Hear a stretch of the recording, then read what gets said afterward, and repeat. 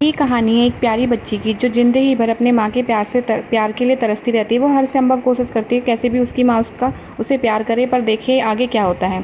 कहानी शुरू होती है एक आदमी को दिखाते हैं जो अपनी गोद में एक बिल्कुल प्यारी सी बच्ची को लिए हुए है जो अभी पैदा हुई है। वो उसकी माँ के पास उसे ले जाने लगता है। उसकी माँ अजीब सी दिख रही है, वो उदास सी है। वो बच्ची को जब माँ को गोदी देने लगता है तो वो माँ उसे धक्का दे देती, कहती है मेरे इस बच्चे से कोई मतलब नहीं है। तुमने चाहा कि मैं इसे पैदा करके तुम्हें दे दूँ, मैंने तुम्हें दे दिया, अब तुम ध्यान रखो। अब सीन शिफ्ट होता है, बच्ची थोड़ी बड़ी हो जाती है।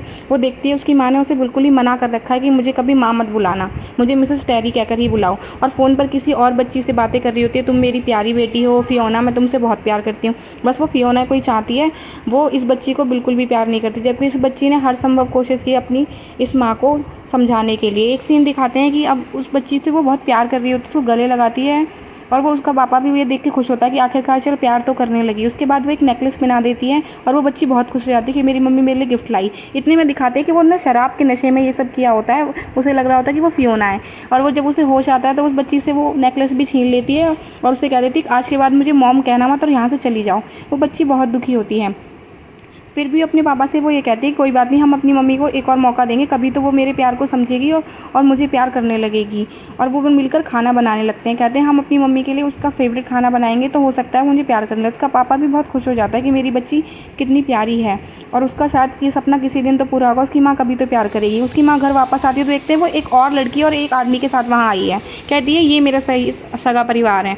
वो पूछता है वो आदमी ये आदमी कौन है, तो वो यूँ कह देती है कोई नहीं, ये तो मेरा बस कुक है, हमारे लिए खाना बनाता है। और वो बच्ची भी कहती है कोई बात नहीं पापा मान जाओ, हम कुक ही बन जाते हैं ताकि माँ का सपना पूरा हो जाए। वो इस आदमी से शादी करना चाहती है, कोई बात नहीं, कम से कम माँ खुश तो रहेगी। अब वो कुक बनकर ही हेल्प करने लगते हैं। वो छोटी जो दूसरी बच्ची आई होती है वो टेंट्रम मचाने लगती है कि मुझे तो चिकन खाना है। तो वो बच्ची कहती है कोई बात नहीं, हम चिकन बना के ले आते हैं आपके लिए। और चिकन जब लेने जा रही होती है वो, तब वो अपने पापा से कहती है पापा लाओ मैं सर्व कर देती हूँ। पर उसके पापा उस पर विश्वास दिखाते हैं और सर्व करने के लिए उसको भेज देते हैं और उसको वो चिकन पकड़ा देते हैं। वो लड़की बाउल में लेके बेचारी उसको प्यार से लेके जा रही होती है, पर गलती से वो गिर जाती है। आखिरकार वो बच्ची ही तो है। अब उसकी मॉम जो टेरी है वो वहाँ देख लेती है और उसका पापा दौड़ के आता है और उसको कहता है बच्ची परेशान मत हो, ऐसे सामान तो गिरता ही रहता है, तुम छोटी बच्ची ही तो हो।